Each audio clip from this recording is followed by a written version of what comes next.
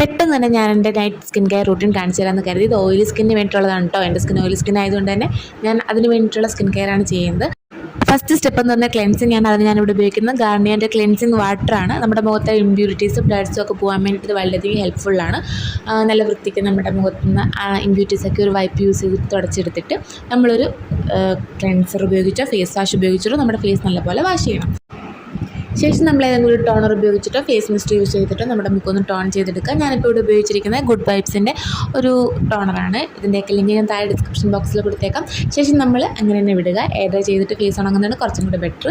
അതുകൊണ്ട് ഞാൻ ഉപയോഗിക്കുന്നത് സീക്ക എക്കോബറിയുടെ ഒരു പ്രോഡക്റ്റാണ്. അടിപൊളിയാണ്. നമ്മുടെ മുഖം ഇറിറ്റേറ്റഡ് ആയിട്ടൊക്കെ ഇരിക്കുകയാണെന്നുണ്ടെങ്കിൽ ഈ പ്രോഡക്റ്റ് അടിപൊളിയാണ്. ഇതിൻ്റെ ലിങ്ക് ഞാൻ താഴെ ഡിസ്ക്രിപ്ഷൻ ബോക്സിൽ കൊടുത്തേക്കാം. ഈ ഒരു പ്രോഡക്റ്റ് നമുക്ക് പെട്ടെന്നൊരു ഇൻസ്റ്റൻറ്റ് ഗ്ലോ തരാനും രാവിലെ എഴുന്നേൽക്കുമ്പോൾ അടിപൊളിയായിട്ട് നമ്മുടെ മുഖം തിളങ്ങിയിരിക്കാനും ഹെൽപ്പ് ചെയ്യും. അതുകൊണ്ട് തന്നെ ഉപയോഗിക്കാം നയാസിനമൈഡ് 10% സെറമാണ് നമ്മുടെ ഡെർമാക്കോയുടെ പ്രോഡക്റ്റ്. അത് കഴിഞ്ഞ് ഞാൻ ഉപയോഗിക്കുന്നത് ഡോട്ട് ആൻഡ് കീയുടെ ഒരു മോയ്സ്ചറൈസറാണ്.